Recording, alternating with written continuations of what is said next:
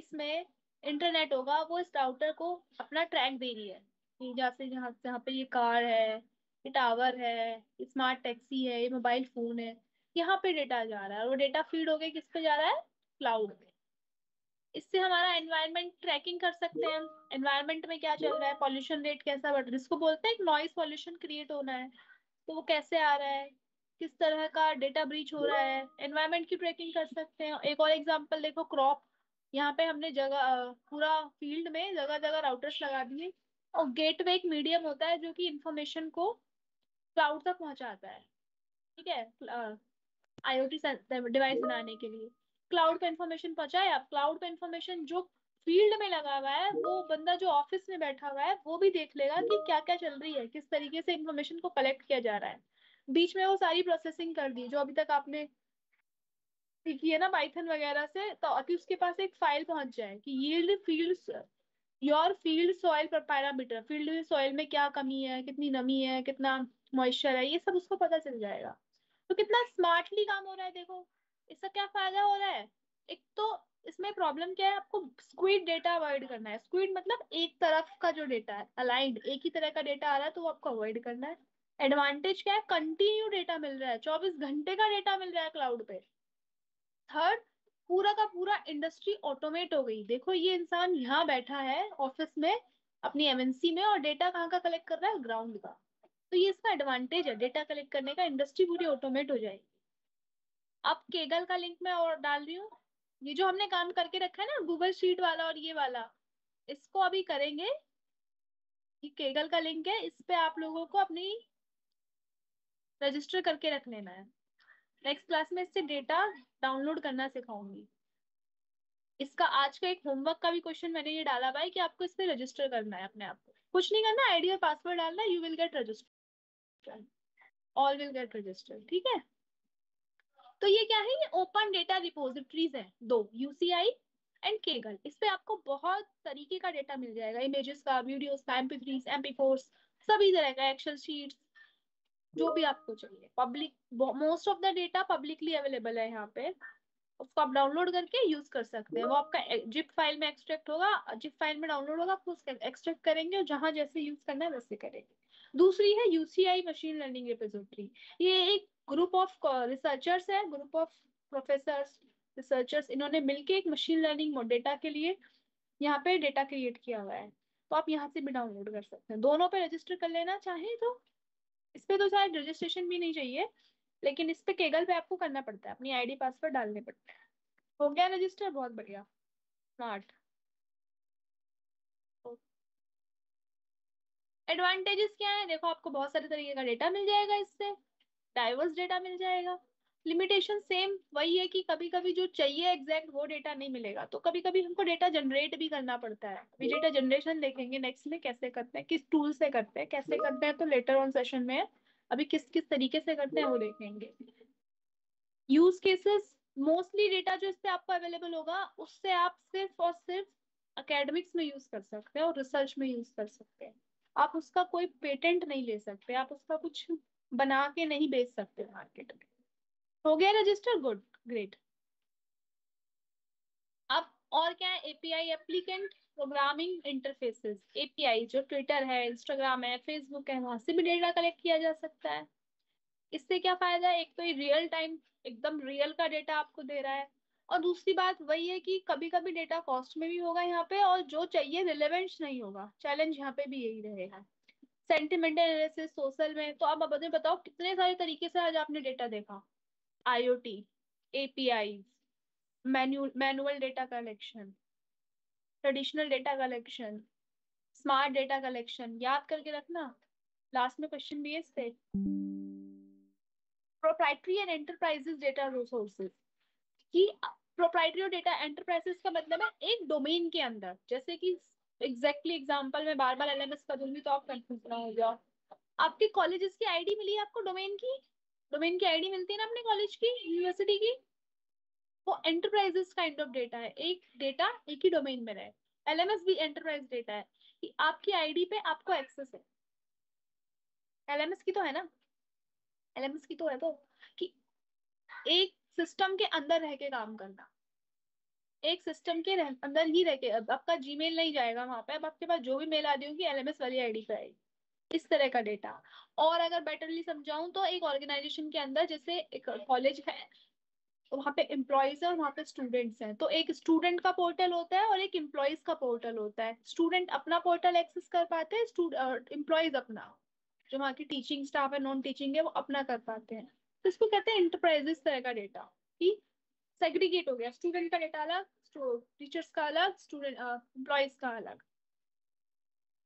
ठीक है। इसमें आपकी टेबल्स डेटा कैसी तरीके से एग्जांपल है, देखो ट्रांजैक्शनल रिकॉर्ड, बैंक का स्टेटमेंट, ये वेरी करेक्ट डेटा। बैंक में जो होता है, आपका एक्सेस आपके पास भी है और बैंक के पास भी है। आपके आगे आपकी तरह का फोन पे का खुल रहा होगा कि आपने कितनी ट्रांजैक्शन करी, और बैंक के पास पासबुक में रिकॉर्ड चलता है। आपका जाता है ना पासबुक में अपलोड कराने की, हमारा पासबुक कर दो, आप कोई नहीं कराता, लेकिन पहले पासबुक में बैंक के पास रिकॉर्ड होता था। और आप कैसे रखते थे, आपको पासबुक दिया जाता था, अब आपके पास सारा का सारा रिकॉर्ड, ऑनलाइन स्टेटमेंट्स आती हैं, होती है ना बैंक की, अब ऑनलाइन स्टेटमेंट आने लगी। और सबसे बेटर तरीका क्या है, आप जो भी ट्रांजेक्शन करते हैं यूपीआई से, आपको सब दिख रहा होता है, हमने इतना करा। तो एक तरीका ये है डेटा को मेंटेन करने का। एडवांटेज वही है, बहुत रेलेवेंट हो जाएगा इसका। जो डोमेन का डेटा है वो डोमेन के अंदर ही, बैंक का डेटा बैंक की आईडी बैंक में ही रहेगा, मिक्स नहीं होगा। वरना वही जीमेल की अगर आईडी है वो 50 जगह डली हुई है, तो उसमें 50 तरह का डेटा आ रहा है, इरेलीवेंट डेटा बहुत हो गया। लेकिन अगर एक आईडी आपकी बैंक ने बना दी और उस पर बैंक की इंफॉर्मेशन आ रही है, तो वो बैंक का ही डेटा हो गया, एक डोमेन के अंदर है के। प्राइवेसी का कंसर्न यहाँ पे भी है, कि आपको प्राइवेसी मेंटेन करके चलनी है, डेटा ब्रीच ना हो जाए, सिक्योरिटी का प्रॉब्लम है। Synthetic data generation, yes we are in the, हम कौन से वर्ल्ड में, एआई के वर्ल्ड में। तो जो डेटा की कमी पड़ती है, जो डेटा हमें नहीं मिलता, उस डेटा को जनरेट करने के प्रोसेस को बोलते हैं सिंथेटिक, मतलब मैन मेड, कुछ इंसान ने बनाया। सिंथेटिक डेटा, तो सिंथेटिक डेटा का मतलब आर्टिफिशियली जनरेट किया गया। उसको सबसे पहले तो गैन से किया जा रहा है। गैन क्या है, जनरेटिव एडवर्सियल नेटवर्क, लिख लो, फुल फॉर्म लिखा नहीं है इसका स्लाइड में। जनरेटिव एडवर्सियल नेटवर्क क्या होता है, आप वीडियोस देख रहे हो, बड़ा डाउनलोड हो गया, आ रही है आजकल नकली वीडियोस, वो सब गैन है, गैन ने डेवलप किया है उनको। Generative adversarial network, GAN, yes GAN, use for creating artificial data. Same इसका एडवांटेज क्या है, डेटा बहुत ज्यादा क्रिएट हो रहा है इससे, ये इसका एडवांटेज है। अगर हमें डेटा की कमी नहीं होगी, इसका स्कार्सिटी मतलब लिमिटेशन नहीं होगा, डेटा की कमी नहीं पड़ेगी, डेटा की स्टोरेज हमेशा हमारे पास रहेगी। चैट जीपीटी से हम डेटा बनवा लेते हैं, अब देखते हो आपने उसमें कुछ प्रॉम्प्ट डाला, जनरेट, आज सब करके देखना चैट जीपीटी पे ये वाला example, generate 5 rows 500 columns for a business sales prediction, आपके आगे बिजनेस का डेटा बन के आ जाएगा। वो सिंथेटिक डेटा है, रियल नहीं है, मैन मेड नकली डेटा है वो अपना बना के देगा अपने रिकॉर्ड से। मैन मेड क्या होगा, आप बिजनेस कंपनी में जाओ और वहां की सेल्स जनरेट करवाओ, पूछो कि 5 साल की डेटा दो मुझे, क्या एक्चुअल में क्या डेटा था, और सेम आप चैट जीपीटी से करवा लो।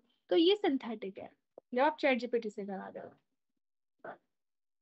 प्रॉब्लम इसमें क्या है कि रियल डेटा जो दिखाना है वो कम हो जाएगा, सिंथेटिक एक ही तरह का डेटा होगा। सिंथेटिक मतलब 1 से 100 तक काउंट कराओ तो 1 से 100 तक ही आएगी काउंटिंग।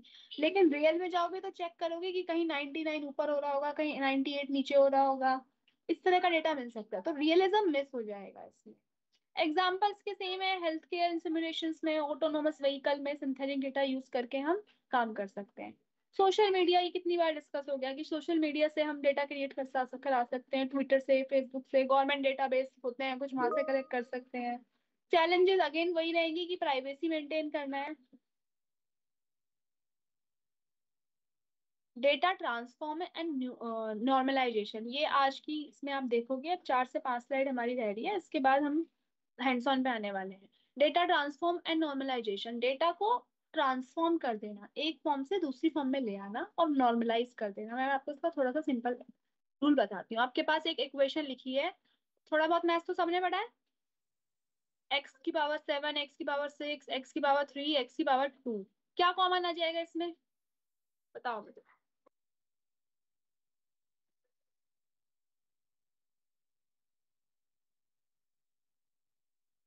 एक्स स्क्वायर कॉमन नहीं आ जाएगा इसमें, तो सबसे मिनिमम पावर होगी वो कॉमन नहीं आ जाएगी इसमें।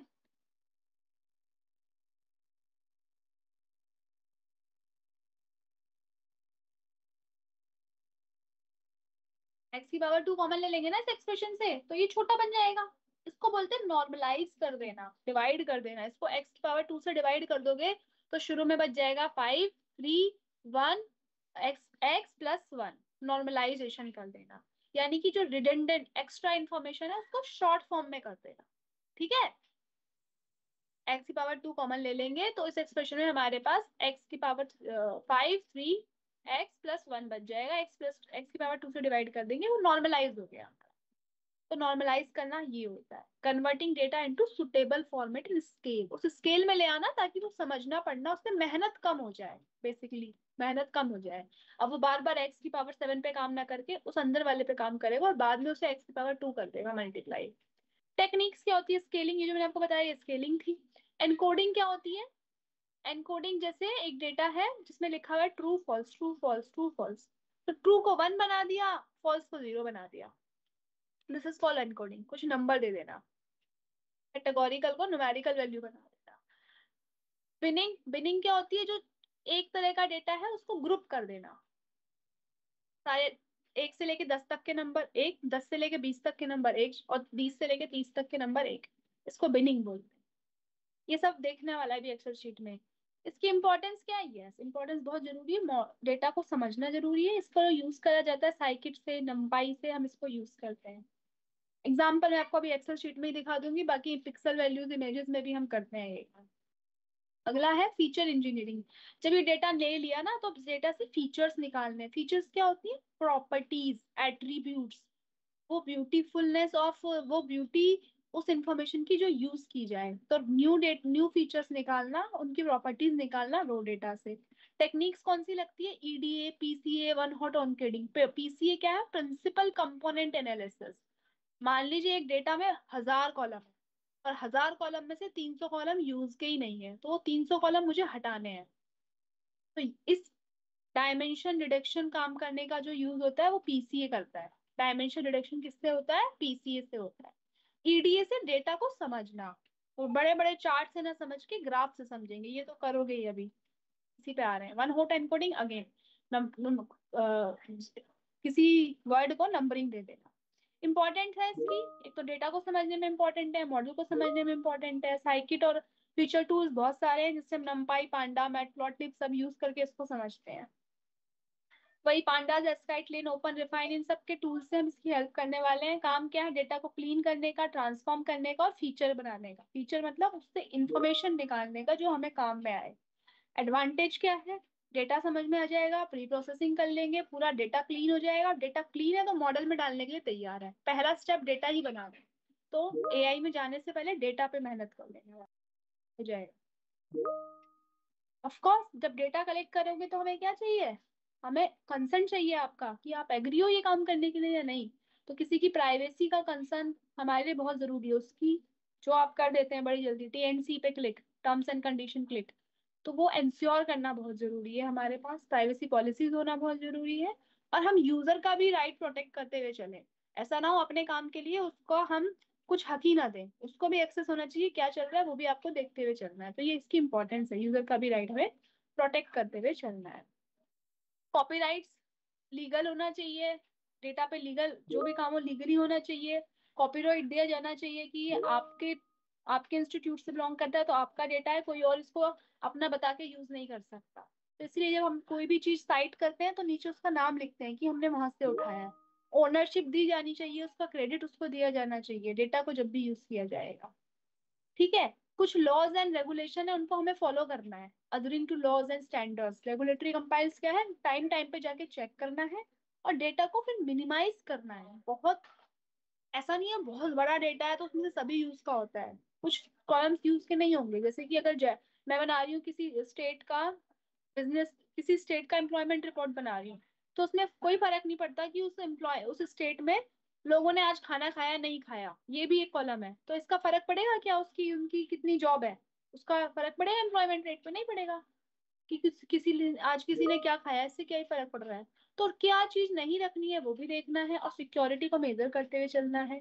टाइम टाइम पे रेगुलेशंस देखने हैं, जैसे कि व्हाट्सअप करता रहता है अपने यूजर का इंटरेस्ट चेक करता रहता है डेटा पे, कि आप ठीक हो ना, आपको कुछ कमी लगी तो मैं अपना ये इम्प्रूव करता हूँ। रेगुलर ऑडिट्स करना, ठीक है।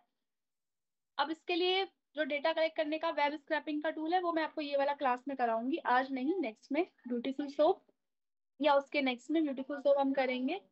फंक्शंस क्या है, वेब पेजेस से डेटा निकालते हैं।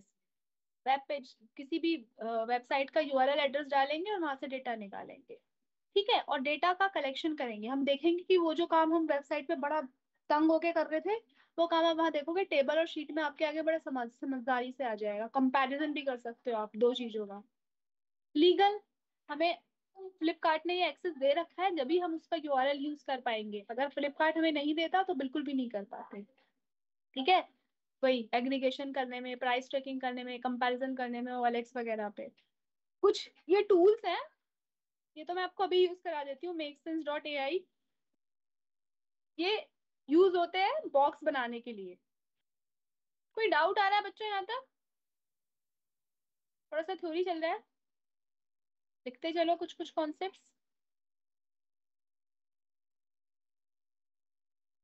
ओपन डेटा रिपोजिटरी वो रिपोजिटरी है जहाँ पे आपको ओपन डेटा मिल जाता है फ्री में।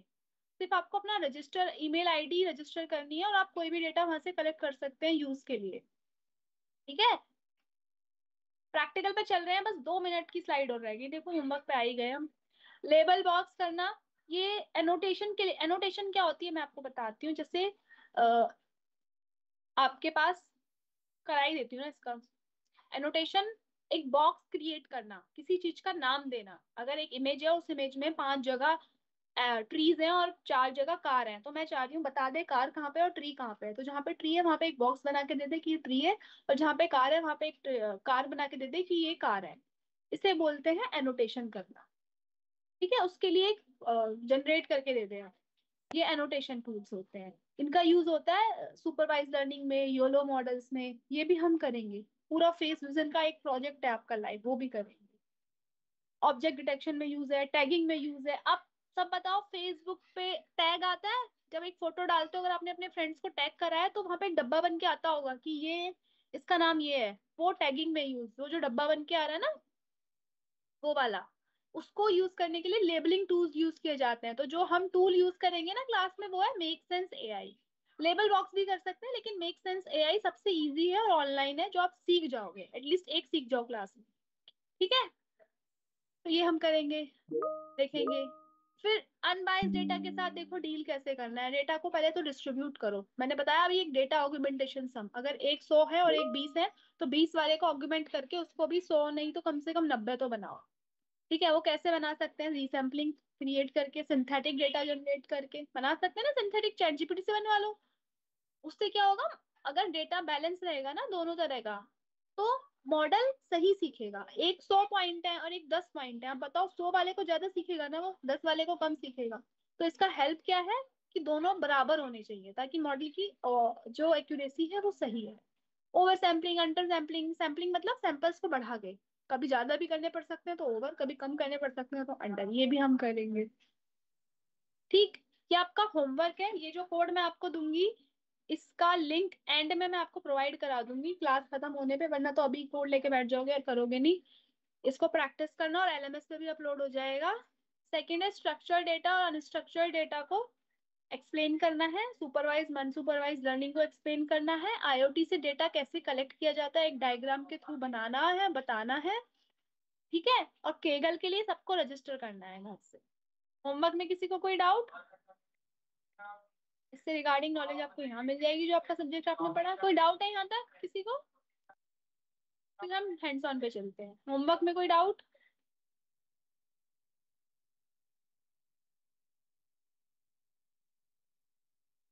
गूगल कोलैब का लिंक मैं आपको अभी दे रही नहीं हूँ, वरना आप लोग करोगे नहीं। वो एंड में देके जाऊंगी। होमवर्क मैंने डाल दिए हैं। ठीक है, अब सब लोग, अभी हमारे पास है 40 मिनट्स के अराउंड टाइम। अब सब लोग गूगल कोलैब जो सबने खोला था ना अपना, वहां पे चलो।